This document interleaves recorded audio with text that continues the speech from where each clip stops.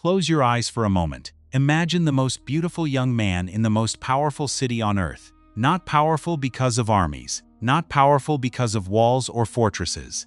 Powerful because of name, because of lineage, because of wealth so deep it had no bottom. This young man walked through the streets of Mecca and people stopped talking. Not because he was loud, because he was present.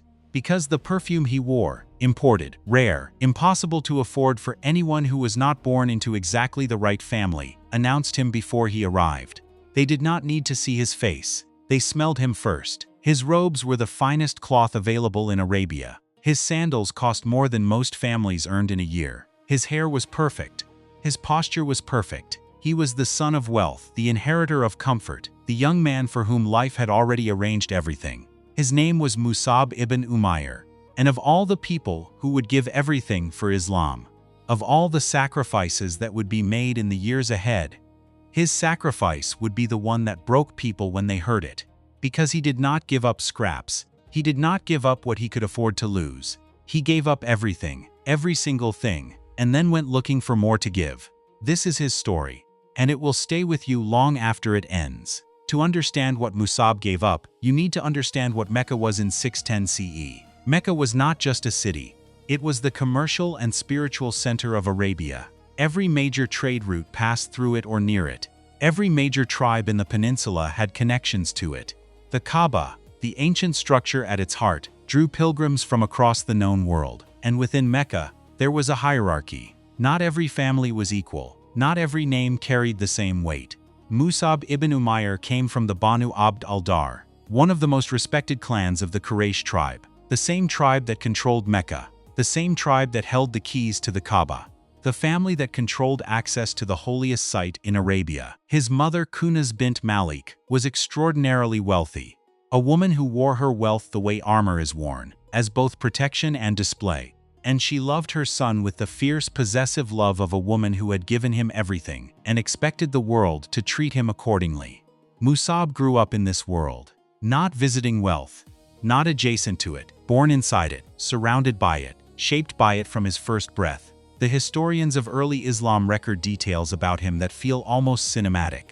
They say he was considered the most handsome young man in Mecca, that his clothes were hand-sewn from the finest imported fabrics, that his sandals were made in Yemen, the finest craftsman in Arabia, that he owned multiple bottles of imported perfume, used fresh every morning. He was not showing off. He was simply living in the only world he had ever known.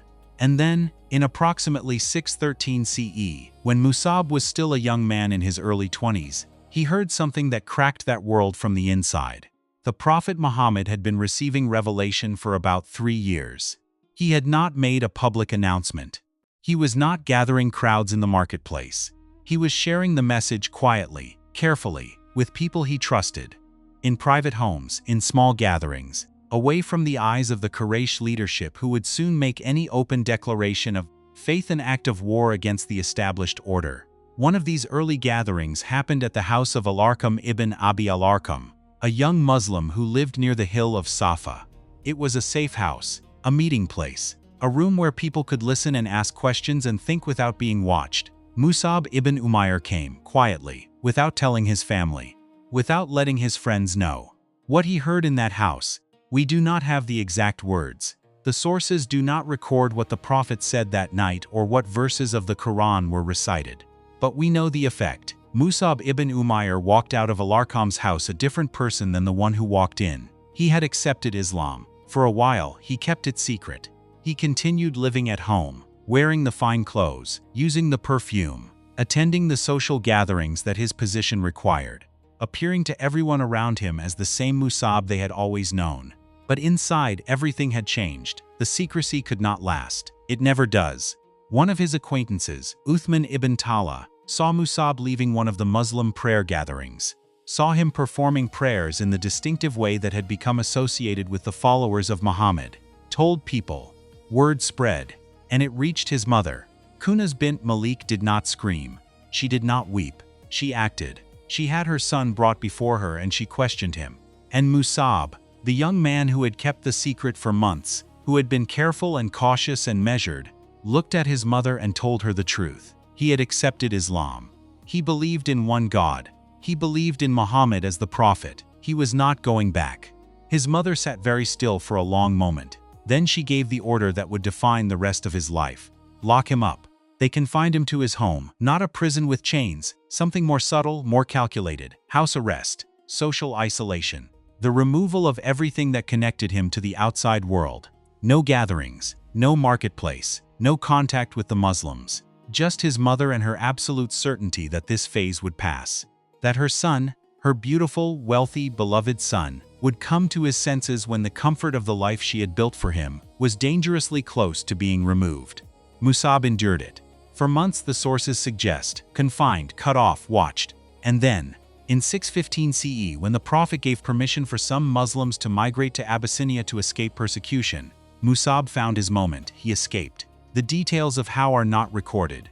What is recorded is the result. He left, he joined the Muslim migration.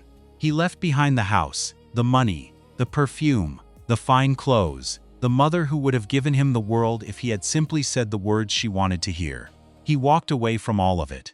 When his mother learned he was gone, that he had not just rejected her authority but removed himself from it entirely, she cut him off completely. No inheritance, no financial support, no family connection. The young man who had walked through Mecca wrapped in imported cloth and expensive perfume was now poor, and he accepted it without hesitation. The companions who knew Musab before and after have left us descriptions that are almost impossible to read without feeling something. They say he came back from Abyssinia wearing clothes so worn they had patches on the patches, that the fine sandals were gone, that he walked barefoot sometimes when the leather finally gave out entirely, that his face was thinner, that there was no perfume, just the ordinary smell of a man who lived simply and did not apologize for it. But his eyes, they said, had not changed. Or perhaps they had changed, become deeper, more settled. The eyes of a man who had found the one thing worth having and had discovered that everything else was weight. The Prophet saw Musab one day, wearing his patched clothes, and the Prophet wept, not from pity, from something more complicated than pity, from the recognition of what this young man had chosen to give and what it meant. He said to his companions, "I saw this man with the best clothes and the best food in Mecca." Then love for God and his Prophet replaced it all. In 622 CE, the year of the Hijra, the migration from Mecca to Medina, something happened that tells you everything about how completely Musab had transformed.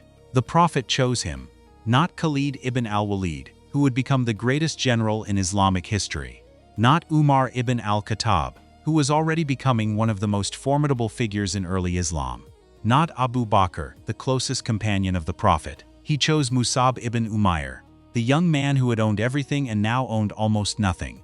And he sent him to Medina alone, as the first Muslim ambassador, the first representative, the first teacher. No army, no wealth, no political protection. Just a young man, his knowledge of the Quran and his faith. The mission was specific. Medina, at that time still called Yathrib, had a complicated tribal structure, multiple Arab tribes, Jewish communities with their own long-established presence, old rivalries, old wounds, a city that was not yet unified and not yet ready for what the Prophet was planning. Musab's job was to go there and make it ready. He went. And what he did in Medina over the next 2 years is one of the quiet miracles of early Islamic history. He moved into the home of Asad ibn Zurara, one of the early Medinan Muslims who had pledged allegiance to the Prophet. And from that house he began to teach. He was not aggressive. He was not political. He was not trying to maneuver within tribal power structures. He taught. He recited the Quran. He answered questions. He sat with people and talked about what he believed and why he believed it, and what it had cost him, and why it had been worth every price. And people listened. The story of Sa'd ibn Mu'adh and Usayd ibn Hudayr tells you how it worked. Sa'd ibn Mu'adh was one of the chiefs of the Aws tribe, one of the 2 most powerful Arab tribes in Medina.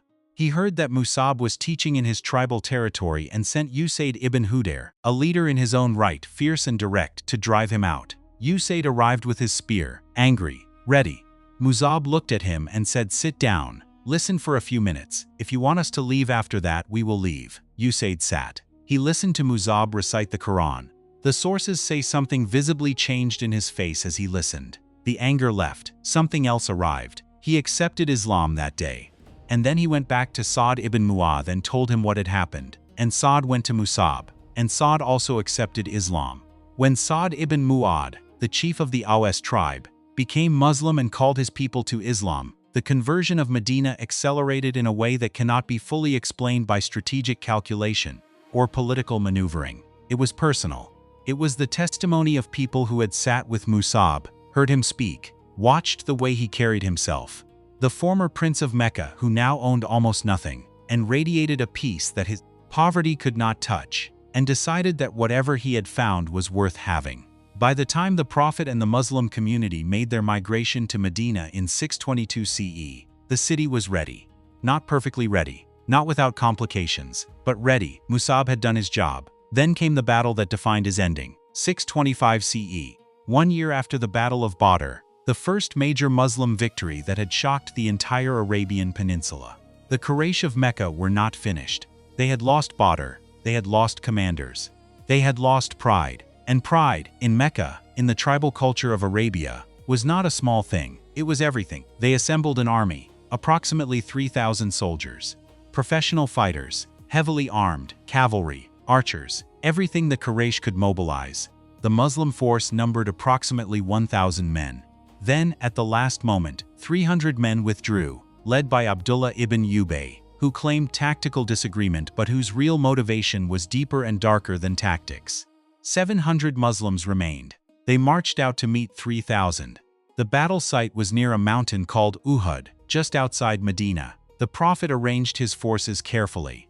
He placed 50 archers on a rocky hill to the left of his main formation, giving them direct orders. Do not leave this position regardless of what happens. Do not leave. If you see us winning, do not leave. If you see us losing, do not leave. Stay here. In the early stages of the battle, the Muslims were winning. The Quraysh cavalry charged. The Muslim archers on the hill turned them back. The Muslim infantry pushed into the Quraysh lines. The Quraysh standard, the banner carried by the Banu Abd al-Dar clan, kept falling as bearer after bearer was cut down. And then, the archers on the hill made the mistake that changed everything. They saw the Quraysh beginning to retreat. They saw Muslim soldiers collecting spoils on the battlefield. They saw what looked like victory, and most of them came down from the hill. They had forgotten the order. Or they had decided that the order no longer applied, that the situation had changed, that the common sense of the moment overrode the specific command they had been given. The Quraysh cavalry commander, Khalid ibn al-Walid, not yet Muslim, still fighting for Mecca, saw the hill suddenly emptied. He wheeled his cavalry around. They hit the Muslim rear. The battle turned in minutes. What had been a Muslim victory became chaos. The Quraysh who had been retreating turned back. The Muslim formation that had been advancing began to fragment. Soldiers who had been fighting forward were now being attacked from both directions. In the chaos, a rumor spread. The Prophet has been killed. The effect was immediate and devastating. Some Muslim soldiers stopped fighting entirely. Some retreated toward Medina.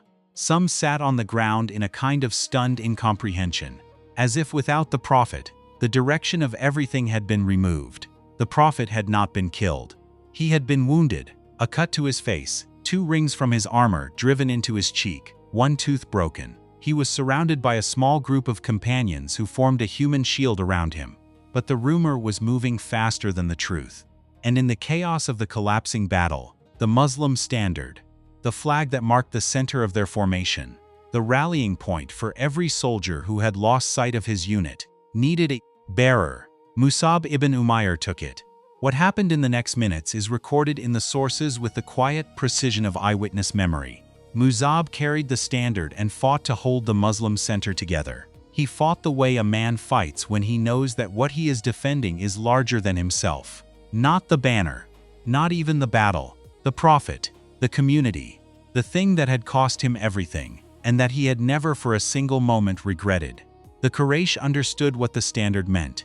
Take it down, and you break the last thing holding the Muslim formation together. They came for him. The sources name the man who reached him first, Ibn Qamiyah, a Qurayshi warrior. He struck Musab's right arm, cut through it. Musab transferred it to his left hand and kept fighting.